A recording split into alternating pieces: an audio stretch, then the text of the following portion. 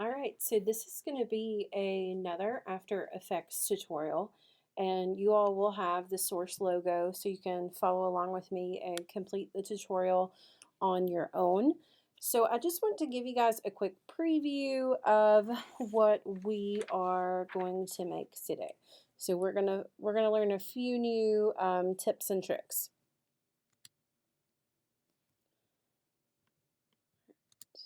So there we go. Logo rotating and bringing in text. So these are actually a combination of a few different techniques, and what I want to do is just walk you through that step by step. So by the end of this tutorial, you all will have something that looks like this. Okay, so I'm actually going to start by creating a new project. I may have this up here as a cheat sheet in case I need to go back and look at my files, but because it's a new technique that I'm introducing not only to you all but to myself as well, so I'm kind of learning some new things as you guys go along too. I'm going to go up to new project, and I'm going to save my old project. All right. And so starting off, again, we're going to go to new composition. You always want to make sure you can change your background color later, but we're going to start with white, and the default comp settings for After Effects is okay. I'm going to say okay, and then I need to bring in my logo artwork. So I'm going to go to File, Import, File, and a couple of things about bringing that in. You need to make sure in your Illustrator file that anything you plan to animate is on its own separate layer. I'm going to import as a composition, actually as footage, sorry, import as footage, and then go to open. And then here we're actually going to make sure that says composition and that we have layers there. So I'm going to say, actually, I'm going to go dock size, so this will resize for me. And we'll say OK.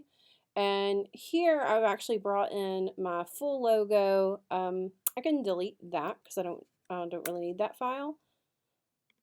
But I do need the layered files. So I'm going to bring in the first, actually just the first two layers is what we're going to be concerned with right now. So bring in the first two layers. And there's my little logo I'm going to be animating. We'll add some text and we'll do the other elements that you saw in a few minutes. So the first thing I'm going to do so I know what's happening here is I'm going to rename my layer. So I'm going to control click, go to rename, and I'm going to call this circle logo. And then I'm going to go over to layer again, and then I'm going to go to rename. I go to dots just so I know what's what. All right, so I'm actually not going to do anything with these guys just yet. I'm actually going to select, oops, okay guys. I'm going to select both of those items, hold shift, and I'm actually going to bring them down just a little bit there.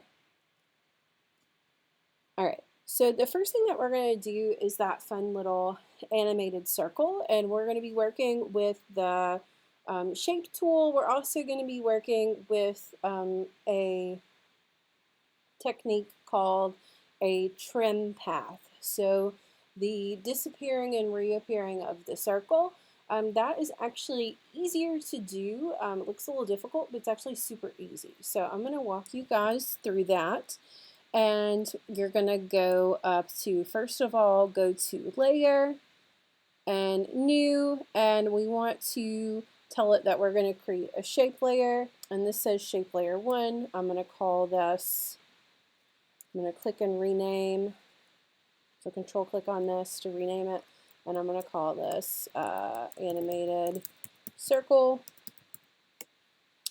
And I'm going to go to my ellipse tool there, and you want to make sure that your fill is transparent, and it will say option click to cycle through fill options.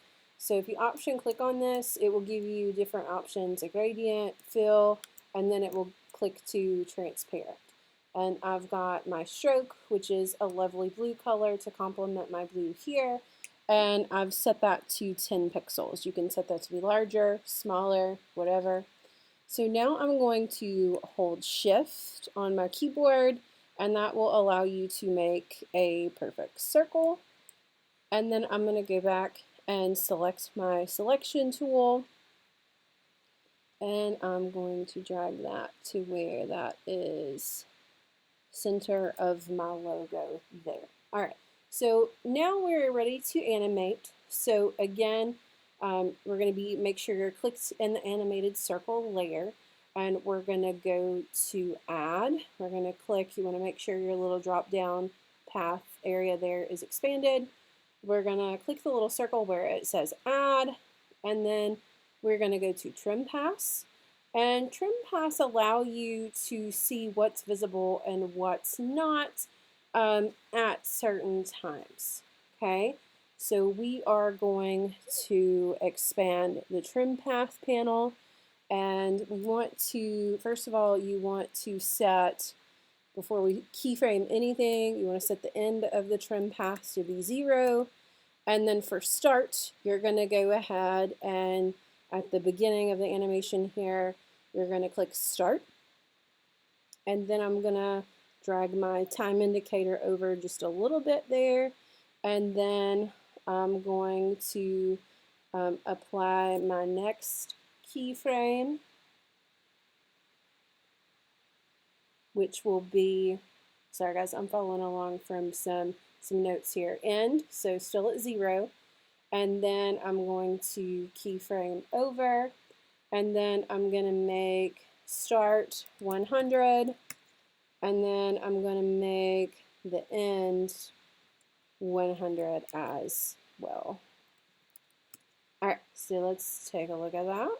All right, so I'm going to hit spacebar on my keyboard, and we'll see what that looks like. Ooh. All right, so again, it's moving a little slow. If I want to move that a little faster, I'm going to drag my keyframes, like we discussed in class. I'm going to drag my keyframes closer together. All right, so let's take a look at that. Much better. Okay, so the next thing that we're going to do is we're going to create that line that cycles through the animation. So I'm going to make sure I'm going to key back here, right there, perfect. So I want just a little glimpse, actually I'm going to go back just a little bit more. I want just a little glimpse of this left, because this part of the circle is going to be where I start my path, okay? So I'm going to collapse my animated circle layer, and then I'm actually with my play indicator where I left it there. I want to make sure I still see a little bit of my circle. I'm going to go up to layer, and I'm going to create a new shape layer. So unless you create a new shape layer, if you keep drawing shapes, it will most likely apply it to the same shape layer unless you specify otherwise. So I'm going to control click and rename this to animated line, just so I know what's what here. And now I'm actually going to draw a line, and again, this doesn't have to be perfect. It can be a little bit more organic or structured. You can use your pen tool, or you can use your brush tool. All right, you want to make sure that you're using the same stroke attributes though. So I'm going to click my, not my paintbrush, sorry guys, I'm going to click my pen tool there, and it should still have my same settings of my stroke unless I tell it otherwise. So I'm going to start a vector point there, and I'm going to come around and I'm going to hold shift to create my arc there. And again, we're just practicing, so this doesn't have to be perfect. I'll create my little arc, and then I'm just going to draw the lines that I want my path to follow. So I'm going to go here, and then I'm going to come around to there, and then I want to start curving it back around so that it connects to my letters. So I'm going to take it all the way over here. Okay, perfect. So right now this looks just like a weird line on the screen, but we're going to use the same technique that we just used with the trim paths to make this line appear and disappear. All right, so with that, we are going to, in our animated layer, you are going to expand that. And then just like we did previously, so same technique, different application. Love that. Anytime you can use the same technique for something else. Love, love, love. I'm going to go and get my selection tool back here, just so I'm not accidentally pen tooling anything. I'm going to click Add, and I'm going to go select those trim paths. So trim paths to this layer. So we're not connected to the trim paths that we were working with before. I'm going to expand, and then I'm going to start the same way. I'm going to take my end down to 0. I'm going to click my stopwatch to enable my keyframe. And then I'm going to hop over a little bit and click an end. And then I'm going to hop over a little bit more and take my start up to 100. Again, this exact same technique we just did for the circle. And then I'm going to go to end for 100. All right, so let's take a look at that and see what happens. So I'm going to press spacebar and play this from the beginning. Woo. Nice. Okay, so everything's coming together. Again, you can move your keyframes closer together and things will happen just a little faster.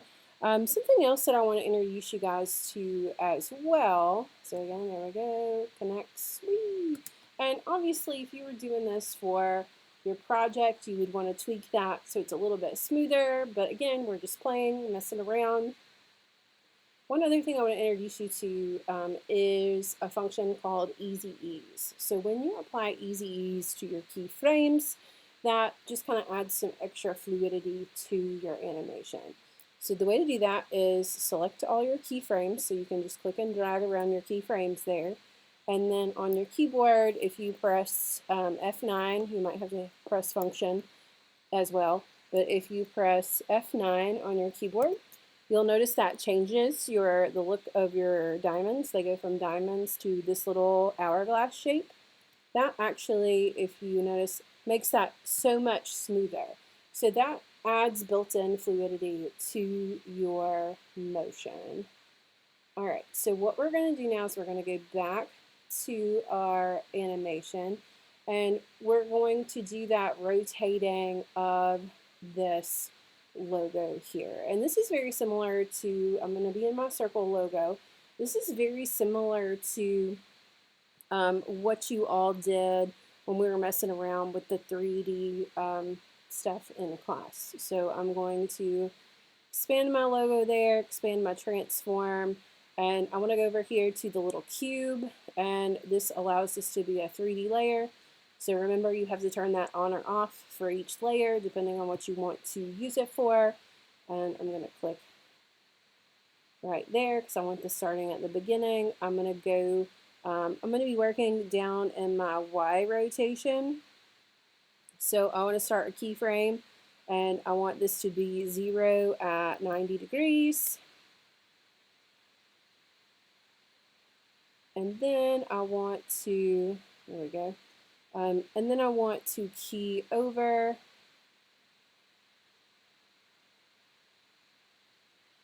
There we go, I want to key over. And then I'm just going to change this to 1 and back to 0 degrees. So I could apply the same thing to my dots if I wanted to, but let's see how that looks there. Nice.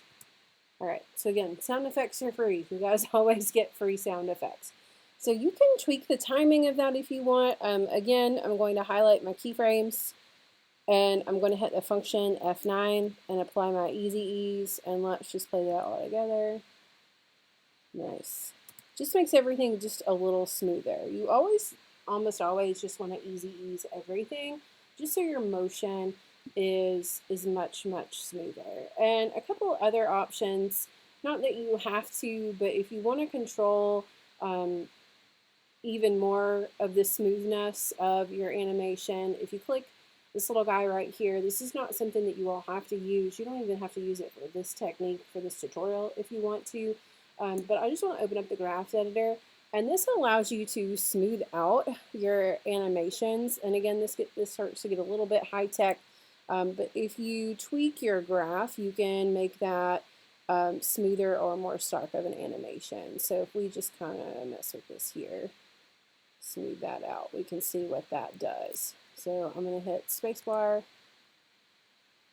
and it just kind of makes it a little sharper, a little crisper. Again, that's just an option for you to have more control, and that's totally up to you. So let's play it one more time. Cool. All right, so we've got the animation, and we've talked about, we've used trim pass, and we've worked with that 3D layer.